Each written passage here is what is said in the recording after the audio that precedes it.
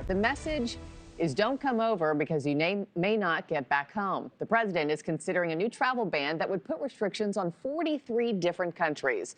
Couple that with advisories from foreign countries warning their citizens to avoid the United States. And it's been a really big mess for the airline industry. Joining me now is NewsNation travel editor Peter Greenberg. Peter, good morning to you. You and the team were talking about this. The airline industry is already feeling this pain. What direct impacts are you noticing the most from Trump's immigration policies? Well, a number of airlines have already cut their earnings projections by a half. That would be Southwest and Delta. Government agencies are actually spending less on airfares these days because of all the different reorganization by the Trump administration. But then you got something even worse. You got a 22% drop in the last 5.5 weeks of foreign visitors to the United States. That's an average.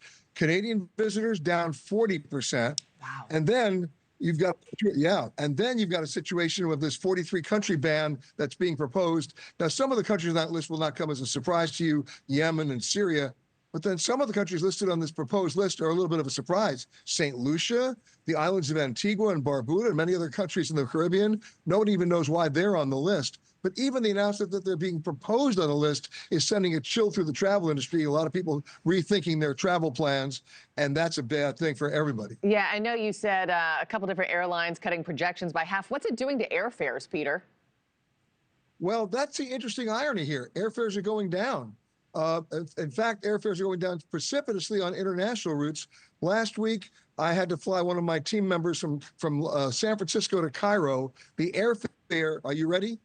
Bring it on. $437. Really? Yeah, and what is it usually? So think about that. It was less expensive to fly to Cairo than between New York and San Francisco.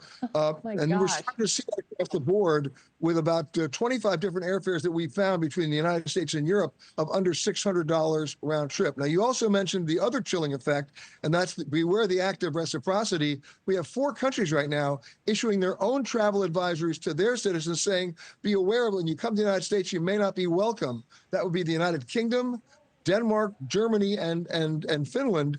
I mean, that's a big problem right there, because just the perception of an advisory, we know what happens in this country when we issue one, makes people say, you know what, I'm not going to go. Yeah, there's a total ripple and domino effect. But $437 to Cairo is unbelievable. So what's the message to take away from this, Peter? I mean, for people who want to take a big international trip, do you buy the tickets now, strike while the iron's hot?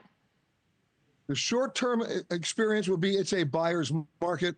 Do it before 15th of April, because then the airfares are going to definitely go up simply because of summer demand coming back in. But right now, in this lull of uncertainty, if you want to be a buyer's market beneficiary, now is the time to book your tickets. Yeah. I know you mentioned Southwest earlier as one of the companies cutting projections in half, I believe, if I caught you correctly. Does that have anything to do with why they just announced no more free baggage on airplanes? They're trying to make up some cash in other places, or no?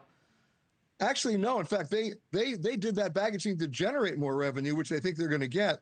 About the funniest thing that's happened, though, is the other ultra low-cost carrier out there, Frontier, immediately weighed in and said, starting May 28th, you can check a bag in for free on Frontier. That's never happened before. They're hoping to steal market share from Southwest. So there could be a battle going on in that department as well. Yeah, but then, lastly, President Trump considering this travel ban on 43 countries. That'll break down the countries into 3 different categories. How do you see this, just further disrupting the travel industry as the year goes on, Peter? Well, my guess is, and I'm being intuitive here, that 43 country ban is never going to be 43 countries by the time they issue it. But the mere perception of it, that they're even considering it, is putting a chill on a lot of people's travel plans to the United States. And of course, what that means is if they're not coming here, there are a lot of empty seats going back across the ocean. Yeah, we're watching it closely. You know what? I got to ask you, where in the world is Peter Greenberg this morning before I let you go? Rio de Janeiro.